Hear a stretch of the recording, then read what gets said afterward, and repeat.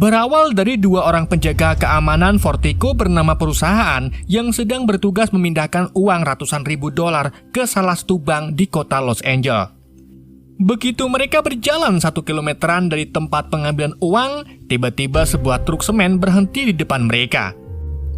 Ternyata, para pekerja dan pengemudi truk semen itu merupakan komplotan perampok bersenjata yang akan mengambil semua uang yang ada di dalamnya. Setelah diberi granat kejut, kedua penjaga kemudian dikeluarkan dari truk. Namun dalam prosesnya, tiba-tiba suara tembakan terjadi dan mengibatkan dua penjaga serta satu warga sipil tewas. Para komplotan itu pun segera kabur dari lokasi kejadian sebelum para polisi datang.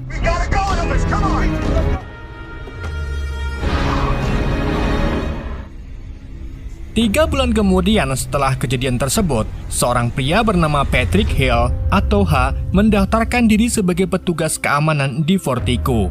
Di hari itu juga, Hill mulai diperiksa identitasnya oleh agen FBI yang bekerja sama dengan Fortico. Dalam identitas itu, Hill dinyatakan pernah bekerja di perusahaan keamanan di Eropa selama 11 tahun. Still haven't found the scum who did it. No.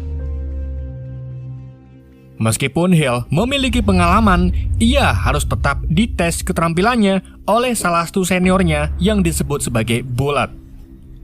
Hill lalu mulai dites berupa ketahanan fisik dan juga bagaimana cara ia menembak. Gak cuma itu, Hill juga dites cara memarkirkan truk. Dan setelah melalui beberapa tes, Hill mendapatkan nilai 70% yang merupakan nilai paling pas-pasan diterima di Fortico. What you'll do for this job. May I introduce H? Setelah diterima, Bullet kemudian memperkenalkan Hill ke salah satu rekannya bernama Dave yang terlihat tidak suka dengan Hill. Pada jam itu juga, Bullet dan Dave mengajak Hill untuk mengambil bank di uang. Sebelum berangkat, Hill diberi senjata berupa pistol ecek-ecek yang tentunya membuat Hill protes karena tidak seimbang dengan senjata yang dipakai oleh para perampok. Gak cuma itu, Hill juga direndahkan oleh beberapa seniornya yang mana mereka ini totoan kalau Hill ini tidak akan selamat jika terjadi perampokan. Want that money? There you go, buddy. Yep. 42's not gonna beat me. I don't care. $30. How much? Bullet, Dave, dan Hill kemudian mulai menjalankan tugasnya untuk mengambil bank di uang.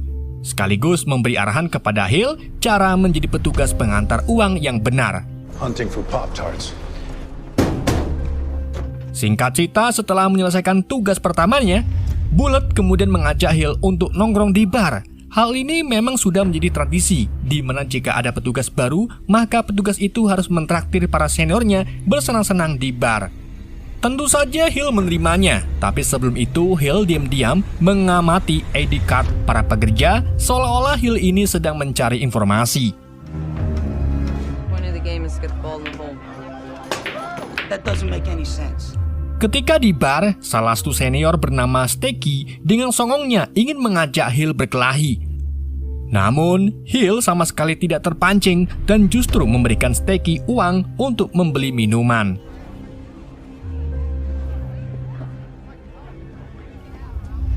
Di keesokan harinya, Hill dan Dave mendapatkan tugas untuk mengantarkan uang $10.000 ke salah satu klien di dermaga. Sedangkan Bullet lebih dulu pergi ke kliennya untuk memastikan apakah klien tersebut aman atau tidak. Hey Bullet, what's taking you so long?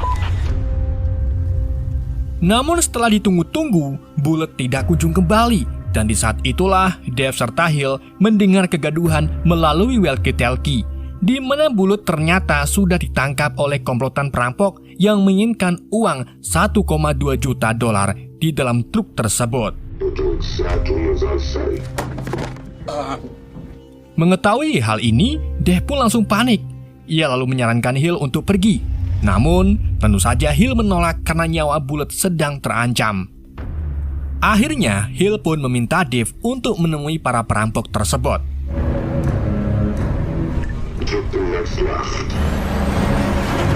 Sesampai di sana, Hill kemudian mulai mengamati para perampok yang berjumlah 6 orang.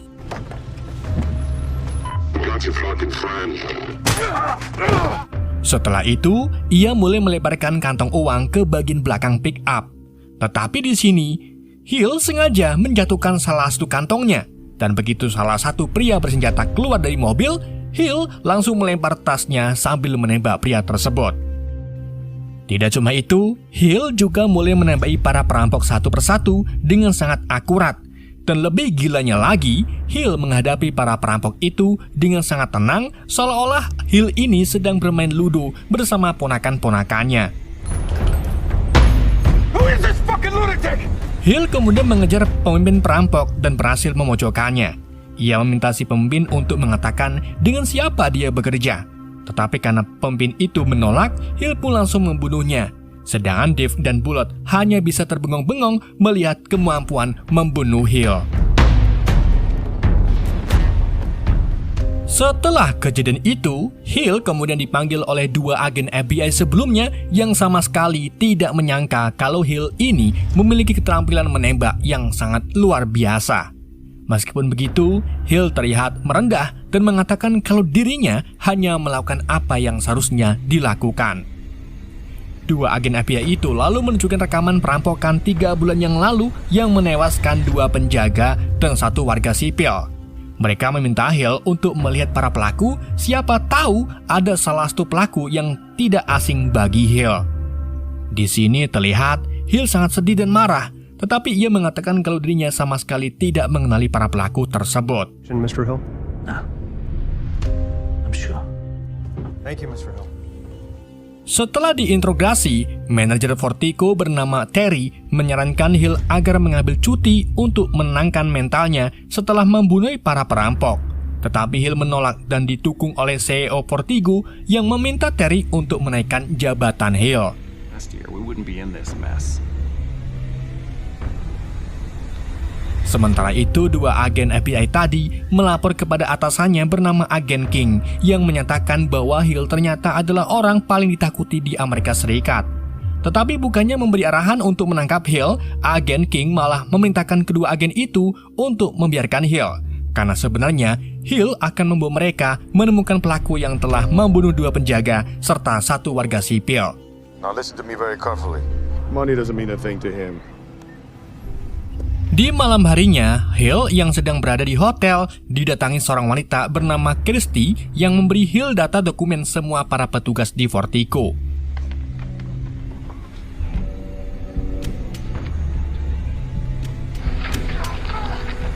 Di keesokan harinya, Hill kini menjadi pahlawan bagi para petugas Vertigo yang tadinya mereka meremehkan Hill, kini malah memuji kepahlawanan Hill. Jump on up, big boy. Hill dan Bullet lalu ditugaskan untuk mengantar uang ke salah satu bank di pusat kota. Tetapi di tengah jalan, tiba-tiba truk mereka dikepung oleh para pembajak. Reverse. Chinatown, Broadway and Hill. Dikarenakan para perampok itu memasukkan asap knalpot ke dalam truk, Hill pun memilih keluar dan saat ia membuka sapu tangannya, para pembajak itu langsung lari ketakutan.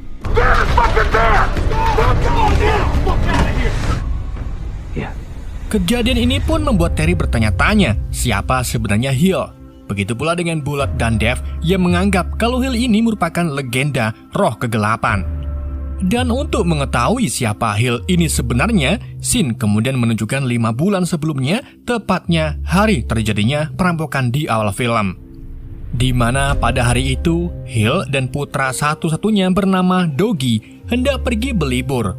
Tetapi sebelum pergi, Hill tiba-tiba mendapat telepon dari mantan majikan kriminalnya bernama Mike yang merupakan pemimpin kelompok yang melarikan diri dari Hill saat hendak membajak truk. Dan terungkaplah kalau Hill ini bos mafia yang memiliki jaringan di mana-mana. Mike lalu meminta bantuan Hill untuk pekerjaan pembajak truk Vertigo, di mana Mike meminta Hill untuk mengamati arah perginya truk Vertigo, dan jika truk itu ke arah kiri, maka para anak buah Hill akan segera merampoknya. Postpone it. Oh, we can do that if you want. No danger. Boss? I know, but I'm starving. Setibanya di titik pengamatan, Hill memarkirkan mobilnya di wilayah yang bukan menjadi tempat pembajakan Mike dan meminta Doggy untuk tetap berada di mobil. Begitu Hill tiba di samping gerbang dermaga, Hill melihat kalau truk itu mengambil jalan ke arah kanan, yang artinya rencana perampokan Mike gagal karena ia memasang perangkap di jalur kiri. Dan di saat itulah sekelompok perampok tidak dikenal mulai menghentikan truknya, di mana salah satu perampok membunuh 2 penjaga serta 1 warga sipil yang ternyata warga sipil itu adalah Doggy. Okay. Gak cuma itu, si perampok itu juga menembak Hill yang mencoba untuk menyelamatkan putranya. Singkat cerita, Hill akhirnya tersadar di rumah sakit setelah koma selama 3 minggu dan diberi tahu bahwa Doggy kini telah meninggal. Setelah pulih, Hill kemudian bertemu dengan mantan istrinya bernama Jen yang menyalahkan Hill atas kematian putra mereka. Hill kemudian berupaya mencari pelaku yang pembunuh putranya dengan menemui agen King. Rupa-rupanya Hill dan agen King ini merupakan rekan bisnis yang saling menguntungkan. Hill lalu meminta data para pelaku kepada King. Tetapi sayangnya King belum bisa menemukan para pelakunya. King meyakini kalau para pelaku ini memiliki keterampilan dalam strategi bertempur. Floor is yours. It's a fucking tragedy, boss. Setelah bertemu dengan King, Hill kemudian memanggil bawahannya yaitu Mike, Mogi, dan Brandon. I need a face. Karena ketiganya merasa bertanggung jawab atas apa yang terjadi kepada Doggy, Hill pun memerintahkan mereka untuk melakukan bumi hangus, yaitu menginterogasi semua kelompok kriminal yang ada di Amerika Serikat, di mana jika kelompok itu tidak memberi nama atau tanda-tanda pelaku, mereka akan dibunuh secara tragis. Understood. This is your last chance. And it's been your call in the search for justice. Mike, Mogi, dan Brandon kemudian terus melakukan bumi hangus, sampai akhirnya ada salah satu penjahat yang mau membocorkan sebuah markas penjahat. Gashi Brothers. Tanpa pikir panjang, Hill dan anak buahnya pun segera menggerebek markas tersebut yang ternyata tempat perdagangan woman sebagai budak seks. Namun karena di sana tidak ada yang bisa dijadikan petunjuk, Hill pun membunuh para penjahat dan meminta anak buahnya untuk melepaskan semua wanita. Let go. Dikarenakan sudah beberapa minggu ini tidak menemukan petunjuk, Hill pun memilih membunuh para pelaku dengan caranya sendiri. Ia lalu menemui Christie yang ternyata seorang agen mata-mata Inggris untuk memberinya identitas baru guna mendaftar pekerjaan di Vertigo, karena Hill tahu pasti ada orang dalam yang bekerja sama dengan para pelaku. Dan untuk mengetahui siapa pelakunya, Sin menunjukkan beberapa hari sebelum terbunuhnya Doggy atau perampokan di awal film. Para pelaku itu ternyata mantan pasukan khusus militer yang dipimpin oleh Sersan Jackson. Sedangkan bawahannya terdiri dari Carlos, Sam, Tom, Brad, dan terakhir adalah Jen yang merupakan orang yang telah membunuh Doggy dan menembak Hill. Meskipun berprofesi sebagai perampok, Sersan Jackson ternyata masih memiliki keluarga yang sangat humoris. Ia juga sangat dihormati oleh anak buahnya karena terkenal adil dan bijaksana, kecuali Jen yang merupakan anggota paling barbar dan sering menentang aturan Jackson. Mereka kemudian melakukan perampokan kesekian kalinya, tepatnya hari di mana Doggy terbunuh. Di sini terungkap kenapa terjadi kerusuhan, di mana salah satu petugas yang ditangkap mencoba melawan mereka, yang akhirnya membuat Jen terpaksa membunuh kedua penjaga tersebut. Tidak cuma itu, Jen juga membunuh Doggy karena dianggap sebagai saksi dalam aksi perampokannya. I said the fucking legs. Sin kemudian berpindah ke masa sekarang, atau tepatnya beberapa minggu setelah Hill menggagalkan aksi perampokan anak buahnya sendiri yaitu Mike. We have every avenue covered. Planning anything, Dave? Pada hari itu, Jackson menginfokan kepada anak buahnya kalau mereka akan melakukan perampokan untuk terakhir kalinya dengan jumlah uang sekitar $160 juta, yang artinya mereka harus merampok di kantor Vertigo-nya secara langsung. Dan kebetulan sekali besok adalah hari Black Friday, yang mana di hari itu juga semua bank di kota mengirimkan uang ke Vertigo untuk disimpan. Meskipun depot Vertigo dijaga ketat, Jackson menginfokan kalau dirinya memiliki orang dalam yang mau bekerjasama dengan mereka. North of 150 million. Black Friday. Di malam harinya, Jackson dan Tom kemudian membahas rencana perampokan. Di tengah pembahasan, Tom khawatir terhadap Jen yang bisa saja berkhianat. Tetapi Jackson yakin bahwa pada harinya, Jen akan tetap mengikuti perintahnya. Greedier than you, Tom. He'll come through. Okay, let's run through it one more time. Even a sniff of anything untoward. Singkat cerita, di keesokan harinya, Terry membriefing para petugas untuk tetap waspada karena hari ini mereka akan mengambil uang di berbagai macam bank di kota untuk dibawa ke gedung ini. Let's get going, Agent. Setelah para petugas mengambil uang di bank, mereka kemudian mulai kembali ke depot, termasuk Hill dan Bullet.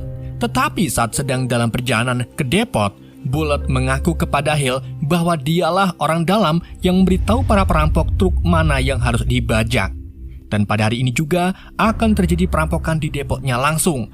Maka dari itu, Bullet menyarankan Hill agar tidak melawan sehingga nyawa Hill bisa terselamatkan. Do we have a deal? Yeah. Bullet kemudian masukkan truknya ke dalam bangunan kosong, di mana di sana tim Jackson sudah menunggu untuk mengikat tangan Hill. Gak cuma itu, mereka juga memakai setelan anti peluru agar aman dalam melancarkan aksinya.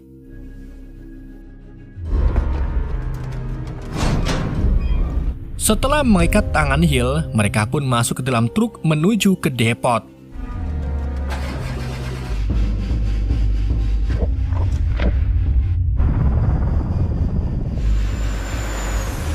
Singkat cerita, sesampai di dalam gedung depot, Tom, Carlos, dan yang lainnya mulai melancarkan aksinya dengan menodongkan senjata mereka ke para pekerja.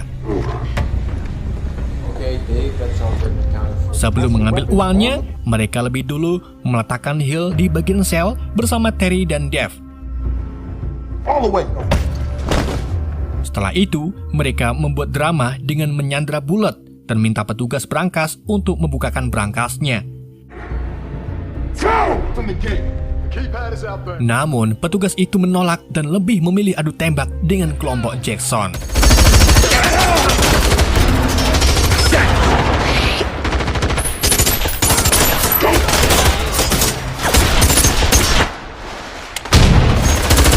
Sayangnya, dalam baku tembak itu, para petugas banyak yang tewas.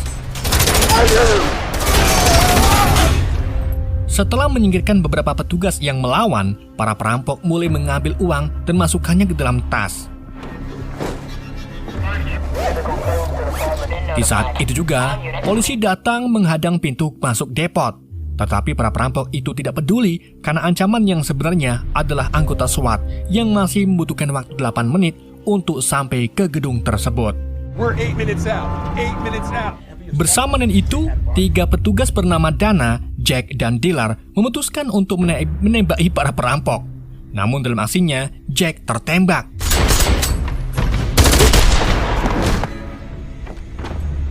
Sementara Hill mengambil kesempatan ini untuk melumpuhkan salah satu perampok.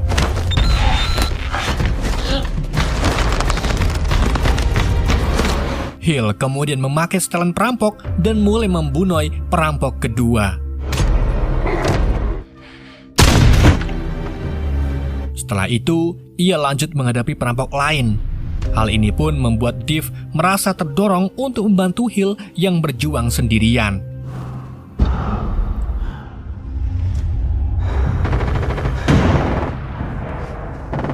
Dikarenakan aksinya terbongkar, Bullet kemudian membunuh sebagian petugas termasuk Dana dan Dillard.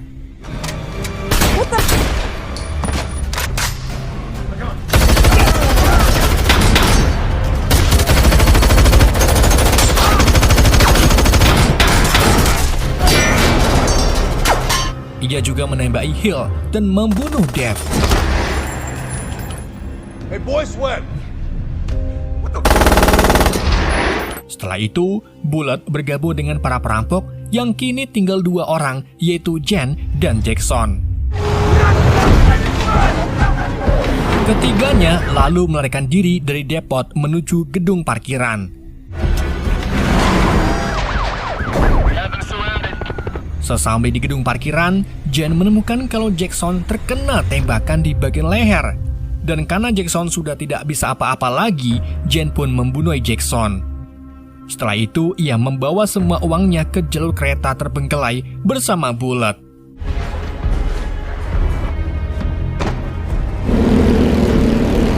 Sesampai di pintu keluar, Bullet dan Jen lalu memindahkan semua uangnya ke dalam mobil yang sudah disiapkan. Tetapi di sini Jen tiba-tiba membunuh Bullet, sehingga hanya dirinya lah yang tersisa. Jen kemudian melarikan diri menggunakan mobil tersebut dan berhasil mengelabui tim SWAT yang kebingungan mencari para pelakunya. Singkat cerita, di malam harinya, tepatnya di apartemen Jen terlihat sedang menikmati hasil rampokannya. Tapi, gak lama kemudian, tiba-tiba Jen mendengar suara panggilan telepon, yang mana suara itu berasal dari salah satu kantong uangnya. Dan ketika dibuka, ternyata suara itu dari HP yang sebelumnya sudah diselipkan oleh Hill saat masih dalam depot. Bersama dengan itu, Hill tiba-tiba menampakkan dirinya. Hal ini pun membuat Jen terkejut karena Hill masih hidup meski dihujani oleh peluru. Hill lalu melemparkan laporan otopsi Doggy yang menyatakan bahwa ia tertembak di hati, paru-paru, limpa, dan jantungnya. Blood loss and trauma. In summary, Setelah memberitahu kalau Doggy adalah putranya, Hill tanpa basa-basi langsung menembak hati, paru, limpa, dan jantung Jen yang membuat Jen tewas secara menderita. Selesai membalaskan dendamnya, Hill lalu meninggalkan apartemen dan bertemu dengan agen King yang menyatakan bahwa pekerjaan Hill telah selesai. Hill kemudian masuk ke dalam mobil bersama anak buahnya dan pergi kembali ke rumahnya. Dan film pun berakhir. Oke guys, itulah alur cerita film Wrath of Man. Semoga kalian terhibur dengan alur cerita yang saya bawakan. Mohon maaf jika ada kesalahan dalam penyampaiannya ataupun penyebutan nama. Pesan yang tidak bisa kita ambil dari film ini, orang baik adalah orang yang memiliki niatan terselubung. Sekian dari Yende, sampai jumpa di video berikutnya.